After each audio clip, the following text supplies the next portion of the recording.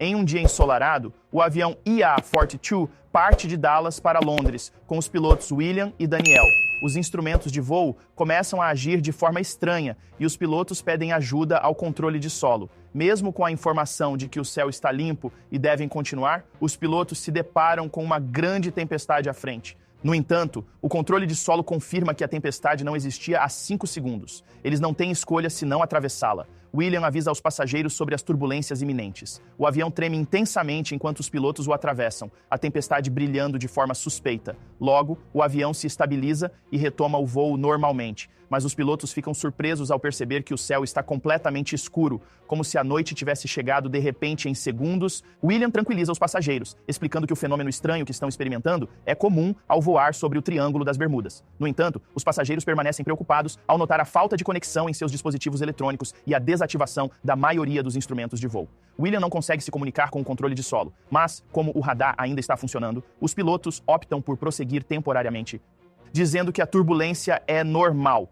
Cameron conversa com 2 historiadores que estão indo para Londres para analisar artefatos de guerra recém-encontrados. Um velho anota todos os detalhes em seu caderno. Os pilotos não encontram outras aeronaves no radar, o que é preocupante e pode indicar uma tempestade. William decide pilotar o avião em círculos para encontrar alguém, mas mesmo depois de descerem, eles não reconhecem nenhum local. De repente, algo aparece no seu radar, e a princípio eles pensam que é uma tempestade, mas a verdade é mais perturbadora. É um monte de aviões de combate bombardeando uma cidade como se estivessem em guerra. Os passageiros imediatamente começam a entrar em pânico ao verem prédios explodindo sob o avião e disparando por toda a área. Mas os historiadores não podem deixar de notar algo curioso. Os pilotos não têm ideia do que fazer, mas antes que possam discutir opções, de repente eles veem alguns aviões de combate o cercando. Esses caças estão prontos para abrir fogo contra eles, mas graças ao radar, os pilotos conseguem afastar rapidamente o avião deles e subir mais alto no céu. Os passageiros ficam nervosos e exigem explicações, então Cameron faz o possível para acalmá-los. Michael é muito rude e agressivo e até se atreve a agarrar Cameron, mas outro comissário faz com que ele se comporte depois de ameaçar amarrá-lo.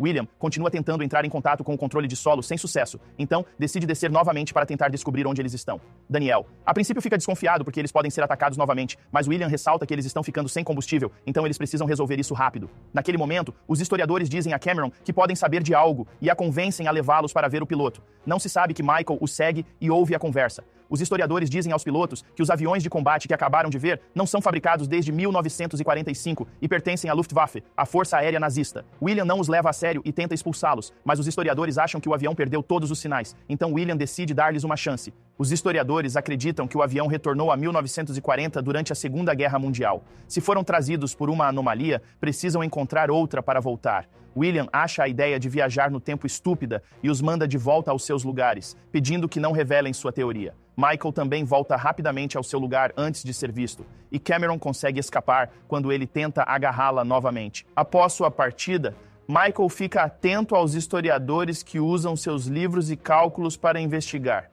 Os pilotos descem novamente em busca de sinais de rádio e conseguem contato com Nigel, um soldado britânico. Ele acha que são espiões brincando, pois é impossível captar o sinal de rádio de um avião tão alto. Os pilotos imploram por ajuda e quando Nigel continua confuso, William pede a data, fazendo com que Nigel confirme a teoria do historiador. Eles são em 17 de junho de 1940. Eles tentam convencer Nigel de sua situação, mas obviamente parece loucura demais para acreditar. Felizmente, os historiadores voltam à cabana com mais detalhes e conversam com Nigel. Eles calcularam sua localização aproximada e mencionam que passaram pelo local onde o navio britânico Lancaster foi afundado, o que choca.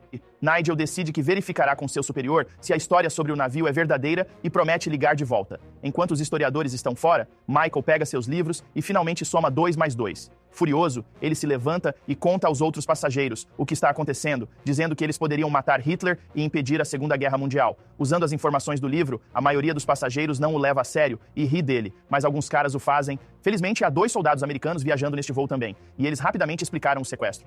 Um cockpit conta como terrorismo, independentemente das suas intenções. Isso desencadeia uma briga, da qual até os comissários de bordo participam. E depois de alguns golpes serem trocados, os soldados conseguem dominar os sequestradores e mandá-los de volta aos seus lugares antes de ameaçar todos os outros para que se comportem. Minutos depois, Nigel entra em contato com eles e confirma que as informações sobre Lancastria estavam corretas. Na verdade, a informação deles os ajudou a resgatar muitas pessoas, então agora, Nigel confia neles. No entanto, ele também menciona algumas missões que foram diferentes do que os historiadores sabem sobre a guerra, o que significa que estão numa versão alternativa do passado. Nigel está pronto para ajudá-los a pousar o avião, mas primeiro eles precisam saber a localização exata. Infelizmente, William e os historiadores só podem oferecer uma estimativa aproximada. Daniel acende as luzes para serem vistos pelos soldados britânicos, mas os alemães estão espionando e enviando ordens. Logo, um grupo de aviões de combate o cerca para abrir fogo imediatamente. William usa sua experiência de pilotagem para desviar das balas enquanto os passageiros gritam de medo. Quando as balas ficam insuportáveis, ele solta o avião por alguns segundos antes de colocá-lo de volta na posição vertical. Os alemães o seguem, mas seus aviões antigos não têm a mesma capacidade de direção e a maioria deles cai. Infelizmente, 2 aviões sobrevivem e atiram na cabine, ferindo Daniel e deixando buracos no avião. Enquanto William os leva para longe do inimigo, os comissários de bordo tapam os buracos e usar seu conhecimento de primeiros socorros para consertar Daniel. William está ficando preocupado com a falta de combustível e com o fato de os tiros terem danificado as rodas de pouso. Ele também não consegue entrar em contato com Nigel. Então, enquanto isso, um superior diz a Nigel que se ele não receber notícias de seus amigos misteriosos, em breve, eles explodirão o avião antes que ele caia nas mãos dos alemães. Após deixar Daniel no controle, William vai conversar com os passageiros para finalmente confessar a verdade. Ele explica que está fazendo o possível para pousar o avião, mas o ataque recente danificou a roda de pouso, então ele precisará de ajuda para consertá-la. Teresa revela que é engenheira e aceita vir, inspirando um faz-tudo chamado Heitor a se voluntariar também. William leva sua nova equipe até a cauda do avião e, felizmente, Teresa consegue encontrar o problema rapidamente, então ela começa a consertá-lo com a ajuda de Hector. Quando ela termina, ela consegue abrir a porta. No entanto, a vontade não desce porque há algo preso nela. William se oferece para descer, mas Hector diz que o capitão é necessário para pilotar o avião, então ele fará isso. Hector sobe cuidadosamente na roda de pouso e usa um martelo para consertar o problema.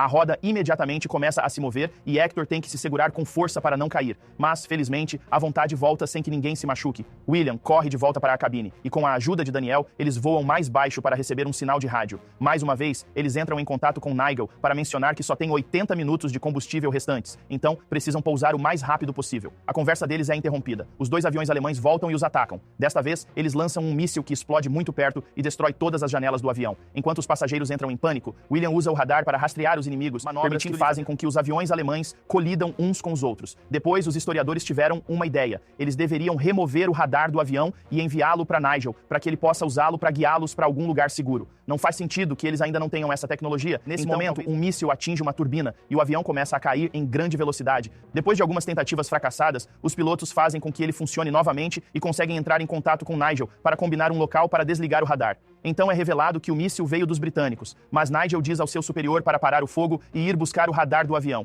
Todos trabalham juntos para fazer o pacote. O velho revela que comprou paraquedas de brinquedo para os netos e os doa para a causa. E alguns passageiros entregam suas baterias USB. Em seguida, eles embrulham o radar em um monte de roupas e uma bolsa e o conectam aos paraquedas. Assim que chegam ao lugar certo, eles o jogam para fora do avião e imediatamente contam a Nigel. Mas, infelizmente, os nazistas também captam essa conversa e chegam primeiro. Um soldado alemão começa a subir em uma árvore para alcançar o pacote. Mas, naquele momento, alguns soldados do exército britânico chegam e começa um tiroteio. Felizmente, os britânicos estão em vantagem e, um por um, matam todos os alemães para recuperar o pacote com sucesso. Os nazistas também enviam mais aviões atrás da aeronave de William e, desta vez, acertam um tiro na lateral do avião, criando um grande buraco por onde caem algumas pessoas. O avião está tremendo muito, mas William mais uma vez faz um movimento maluco para guiar o avião para longe do perigo. Assim que Nigel recebe o radar, ele o configura e começa a orientar William para voar na direção certa. Embora os nazistas os estejam alcançando, quando estão prestes a abrir fogo, os aviões britânicos enviados por Nigel chegam para revidar para que o avião comercial possa continuar voando com segurança. De repente, Nigel vê uma grande sombra no radar que não se parece com nenhum tipo de aeronave, e quando o avião se aproxima, eles percebem que é uma tempestade que se parece exatamente com aquela que os trouxe até este momento.